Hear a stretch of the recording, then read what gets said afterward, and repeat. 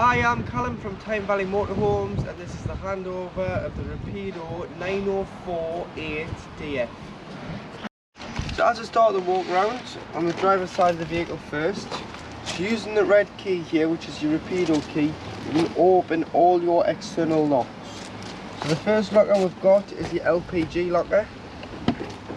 And in here, the last customers have had gas flow fitted, so normally it would be just 2 gas bottles that you'd have to put on yourselves, but this is a refillable system. So to fill the system, this is your filling point here, so you would go to your local LPG centre,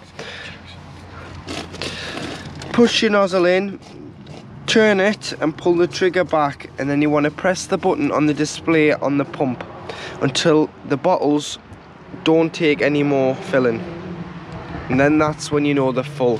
But you do have to have them turned on, otherwise the valve's closed and it'll not allow them to fill. So turn them on is here. Obviously make sure you do turn them off once you've filled them before you start travelling, so you can turn them on and off there. Got a changeover valve, so you can see you've got a little nib there, so you can go from one bottle to the other. So if you've used one bottle and it's empty, turn it over to the other one, and always make sure that this little yellow toggle on the truma is your crash valve is always pushed in, because if that's popped out, you'll never get gas through the vehicle because it's a crash valve. So that's got to be pushed in, so you just press and hold for 3 seconds to allow that to stay in. But remember, turn your bottles off, and obviously if you're going on the continent with the vehicle, gas flow and LPG is far easier to find than a conventional bottle.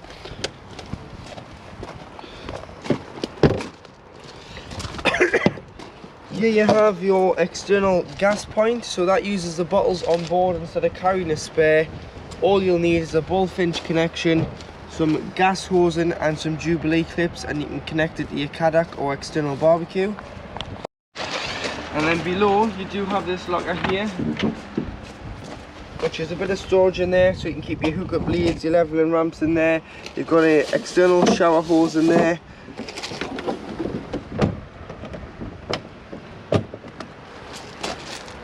Truma vent for your boiler. This is just a service hatch for your boiler. You don't really need to be in here. This is mainly if the boiler ever does need to be repaired or replaced, the technician will be able to access the boiler through this locker. To hook the vehicle up, if you are on a site or if you are on home and you were charging the vehicle before you went away, you get your hookup lead, lift the collar, slide it onto the vehicle first, then hook the site up, and then when you come to unhook it, if you just press this blue lever down, it'll mean that it's safe to remove the power cable. Coming to the back of the vehicle, you've got your reverse camera, high level brake light at the top there. If you have a bike rack, so to operate the bike rack, all you need to do is pull the rail down, pop your wheels on the rail, and then put these through your wheels to tie your spokes and your wheels to the rail. And then all you need to do with this is this through the crossbar, this being your last bike, this being your first, and then if we put a bike lock around the frame and the bikes just to keep them safe, it's far easier if you just have a little bit of security lock on your bikes in case you leave the van unattended. Rear bumper bar protection with tow bar and 13-pin electrics on the back.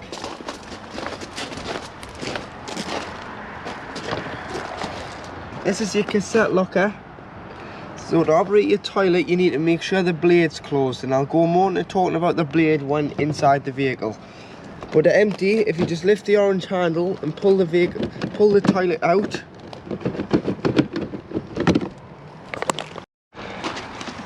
so lifting the orange handle and sliding the cassette out of the vehicle, you'll be able to either carry it or wheel it to your waste disposal point. And you'll normally find your waste disposal point beside your toilet block. To empty, remove this grey cap, press the button at the back, tip the content of the cassette out.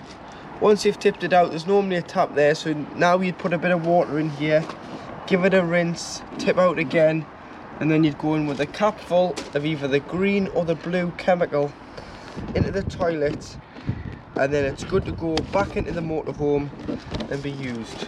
You'll also notice in here that you've got your external shower point, so the hose that's in that locker where I said to put your hookup lead goes into here, and then you can turn it on and off here, and you can adjust the temperature. So if you want to hose the dog off, yourselves, the bikes, you can do it from here. But make sure that your hot water system's been on prior, because obviously it takes time to heat up the hot water system, and make sure you've got your pump on to give you a pressurized flow of water.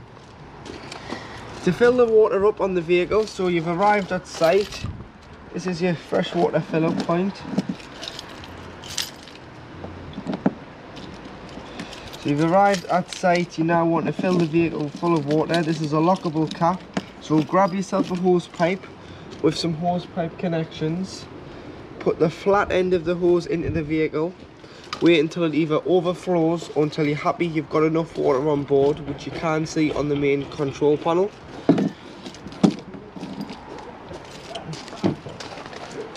Two fridge vents, storage underneath your locker there, so you've got your carpet, your auto winding handle, your winter vents for your fridge covers there, and you do have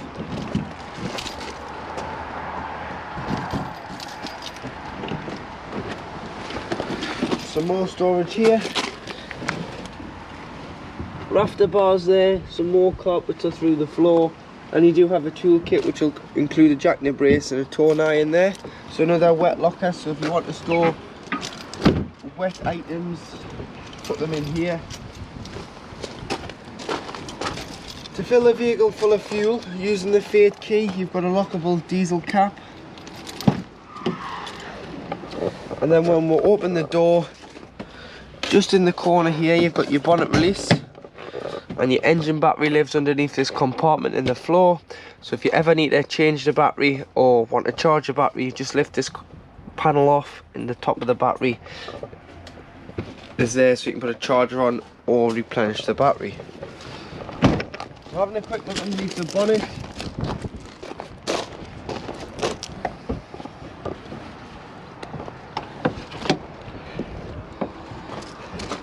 you've got all your fluids to the left hand side. So the main one you're going to need is your screen wash, which is this one at the back, which fills this tank.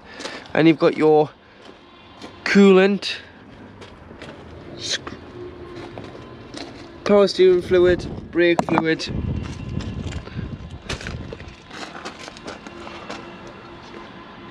jump start point, which is the negative point, and your positive just goes back here underneath this cover on there for giving or receiving a jump start.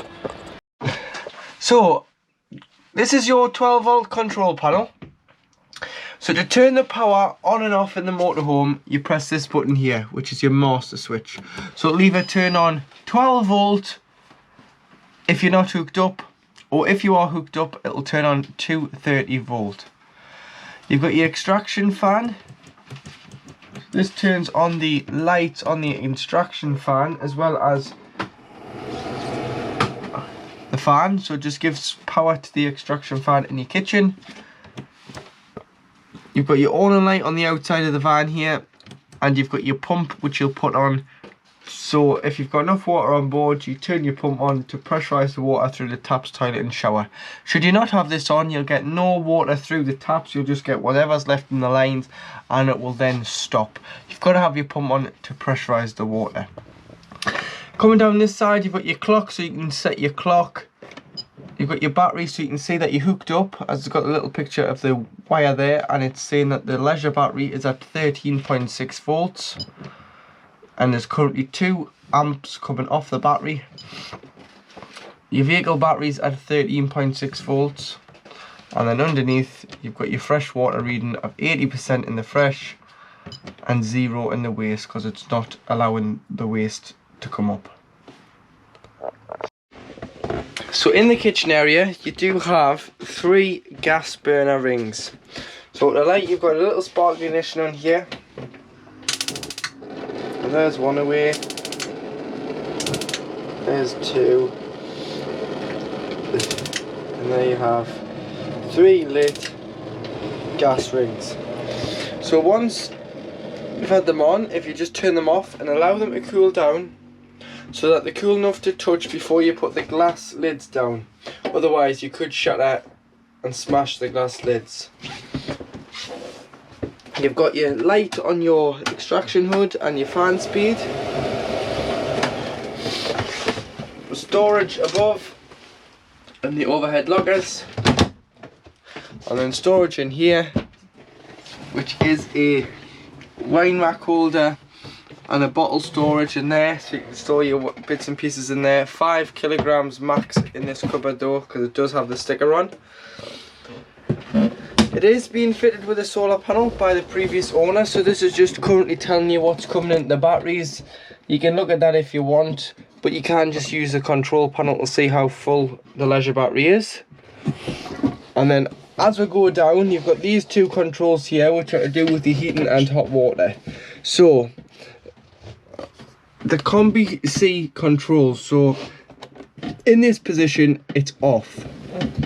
You've got a 1 to 5, which is the thermostat of how hot you want the inside of the vehicle to be. 5 is equivalent to 30 degrees. And then you've got the difference, so you've got 60 degrees of heating your water at the top. So make sure you've got water on board. And that's the highest temperature of heating your water, so 60. Or you've got 40 degrees of heating your water. You've got off. You've got the gas flame on its own, which is heating on its own. So heating with no water. So should you have no water on board, but you're using the van, you want some heat in the van, you can just put the heating on with no hot water. Or you've got the very bottom one, which is heating and hot water at 60 degrees. Obviously 1 to 5 being your thermostat, 5 being equivalent to 30 degrees. Underneath you've got which source you want to heat the water, or heat both, or heat just the vehicle off. So starting off at the top, you've got 2 wiggly lines, which is 2 kilowatts of mains 230 volt power. So this is 1500 watts of power. You've got 1 wiggly line, which is 750 watts of mains power, depending on the site amperage that you get on your site. Each site will differ. So big caravan club sites, you'll probably all get the same, probably be able to use 2 kilowatts, which is probably 16 amp. But on smaller CL sites, you may get 12 or 10 amp. So ask them what the amperage is on your site. So you've got your electric, then you've got gas. If you were wild camping, you'd have to use your gas to heat your vehicle or heat your water, or both, depending on what you're heating. And then you've got gas and 750 watts of electric, or gas and 1500 watts of electric. So you'd use gas and 1500 watts of electric if you're in desperate need to either heat the vehicle in the winter or the water. You'd give it about 10 minutes on this source, and then you turn your gas off and allow the electric to continue to heat the motorhome. Don't use your gas if you don't have to, as you've paid your site fees. Use the electric where possible. So to operate your Rapido oven, so you've got a light on it here, which turns the light on and off, and then you do have an oven at the bottom, and then above you've got your grill. So you can either have your oven and grill on by this dial and your light on this dial. Underneath you do have storage underneath your oven, storage beside with your wardrobe hanging rail, some shelves, and obviously a ladder for your drop down over carb bed in the A class. Coming round in the kitchen, above the fridge you do have a microwave. So this is a 800 watt microwave. You've got to be hooked up for it to work, as it is just a household mains appliance item. To operate your Dometic fridge freezer, so this is your source selector on the left hand side. At the top is off. You can go down to gas, which you'd use if you were wild camping. Obviously make sure your gas bottle's turned on, and you can light on gas. You'd have to use gas if you were wild camping, like I've said, as you would have no other source available to use because you wouldn't have electric. Or you can go to the next one down, which is the one of the plug, which is mains, and it'll act as a household fridge, which you'd use on site, or if you were pre-chilling the van at home, you'd use mains power to do that.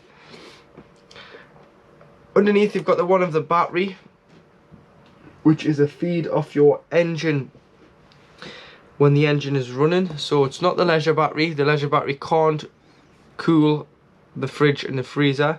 It's only when the engine is running it sends a feed and acts like a cool box. So it's got to be chilled beforehand.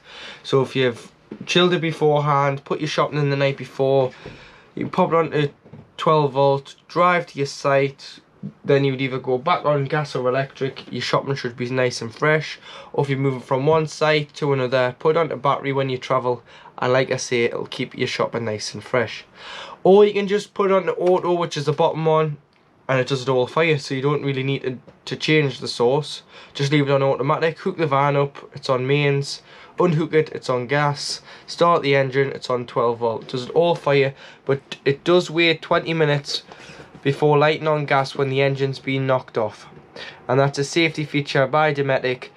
If you want to pull into a filling station for fuel and you've left your gas bottle open, it may want to try and light on gas, but it doesn't. It waits 20 minutes before it does this, so that you can safely get out the filling station without causing any explosions with gas and sparks.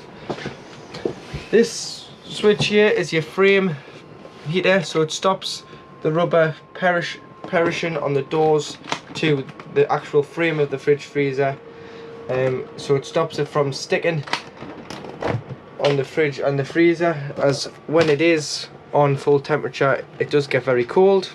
And on this side you do have your temperature selection, so always on full when pre-chilling. Once you put your shopping in, just turn it down, because sometimes it is enough to freeze the fridge and the freezer. Travel catches in the middle, and then what you need to do is, when you're not using the van, if you close the catch and then just rest the door upon, like so, with both the freezer door and the fridge, don't shut it when you're not using it, because it'll trap the air in, and the air will start to grow mold and smell, so you'll get a funny feisty smell in the motorhome. Shut the door on the travel lock and just rest it upon the hinge, and it'll stop the smells from forming in the motorhome. So your TV, which is an Avtex telly, slides out on the bracket, so you can pop it in there, press this button here, slide it out. There's a SCART in the back, so just push the SCART in and it'll bring the telly on. And the SCART lead is wired at the back in this cupboard here to a satellite system. So all you've got to do is use the control, which is this one here, which is for the sat.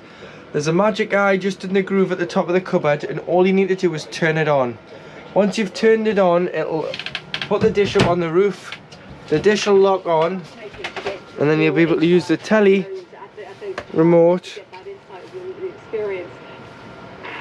to change the channel. And you use this one, pointing it at the back cupboard door, and you can change the channels that you're watching. It'll find as many channels as a satellite can in your area. So underneath the floor, when you come in the vehicle, so the first flap that's in the floor, this here is your freshwater tank. So this red valve is your freshwater drain off point. So what you've got to do is you've got to open the valve like so, and the fresh water will drain in the middle center of the vehicle underneath, and it'll drain off all the fresh water. Should you have taken on contaminated water, you drain it down for the winter, or you're simply not using the van for a couple of weeks. Drain the water off, and all you need to do is turn this valve like so, remembering to shut it before you fill from outside. In the cupboard underneath the sink, if you lift this panel here, you've got your Truma anti-frost boiler drain down valve. So what you need to do to drain it down is, which you drain down in the winter. So when you're not using the van, it's very important that you drain the water off in the boiler, because the boiler holds 10 litres of water, and you wouldn't want that water to freeze because it can cause intensive damage to the boiler. So what you need to do is, there's a button on this side here, and it's flush at the minute, and there's no diamond in the middle of this blue diamond, so there's no little nib, black nib popping out the diamond. That means the boiler's closed. So if you turn it, the nib will pop out, and there's a button this side which pushes out, and that will drain off all the water in the boiler. You would leave it in this position when winterizing, so when you've got it stood up, not in use over the winter. When you come to reuse it, turn the diamond, push the button on this end, and close the boiler. That will then allow you to fill the boiler up. So what you would do is, you'd close the boiler valve, you'd close the fresh water drain valve in here, the little red toggle which is underneath the tank. You'd close your waste, you'll fill the vehicle with water, and then you'd come in and put your pump on. Obviously all your taps will be open, so shut all your taps inside the motorhome. Open one tap with the pump on the cold side of the tap first. You'll get an automatic pressurized cold water feed straight away, because it's coming from the tank here to the taps. Go to the hot, it'll cough, splutter, and make all sorts of noises, and what it's doing is it's transferring the water from that tank there into the boiler until you get a pressurized flow of water from the hot. Then you know that your system is primed. But please remember to drain your systems off in the winter. Right, in the washroom area you do have your freestanding shower cubicle, so just make sure these are on the shower screens before you do start traveling, and then you can take them off, and that will come across there to block off the shower from the washroom when you're having a shower. To open your skylight, firstly unlock the lid and then use this to make it open the skylight. Make sure it's shut and locked into place before you do start travelling. So to fold your cab seats down to allow the drop down bed above the cab, on both outer corners of the seat you've got a little lever here, so if you just pull this up, the seat will then fold down. So that's it. So push the seat down at the same time as just watch the horn on the driver's side, and then fold this one down like so. And then to bring your drop down bed, unclip the strap and then pull the bed down, and there you have a double drop down bed. The ladder would clip on the front, which is in the wardrobe at the back, and you've got privacy curtains that come round the bed, as well as a safety net underneath that clips to these two hooks in the corners there, just in case you are putting children up in the drop down bed.